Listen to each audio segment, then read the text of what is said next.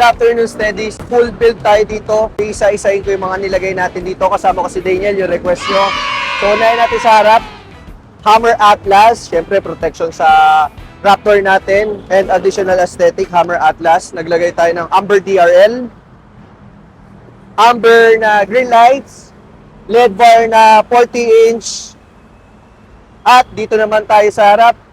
Hammer Ruby lights. Nakita nyo, Amber din. Sa pangilalim tayo, para ma-lift natin yung Raptor natin, naglagay tayo ng King Spring with load. Since nag-bumper tayo, with load nilagay natin. And syempre, huwag natin kalimutan yung UCA natin. Very important yan pag nag-upgrade tayo.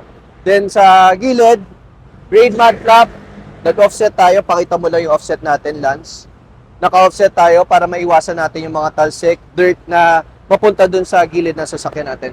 Then Daniel, ano pa kinabit natin? Ayun, nagkabit tayo dito ng Hammer E-board. Hammer E-board na hindi lang pang matanda, nasabi ni Daniel. Malinis tignan, pang clean Malinis look din. tignan. At syempre, mas madaling makasakay. Yes.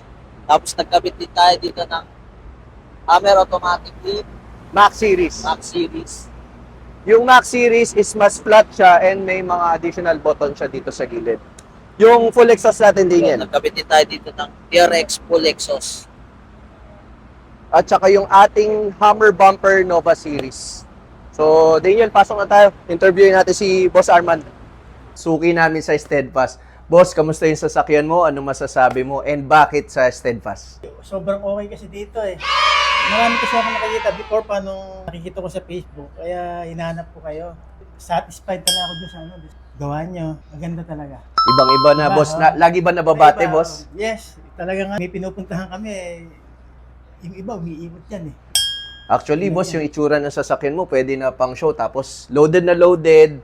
Pwedeng-pwede sa trail since lagi naman tayo nagte-trail, boss. Oo nga. Kamusta yung experience mo, boss, nung nagkabit tayo ng mga upgrades natin Mas okay siya kasi doon sa dati. kesa sa stock? Kasi ready na tayo, boss, sa lahat.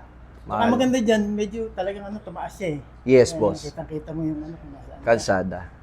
Anyway, boss, thank you very much. So, Daniel, ending video na tayo. Visit kayo dito sa Steadfast Auto Works Makati.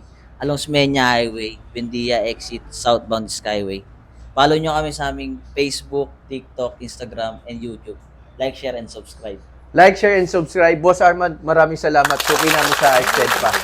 Thank you.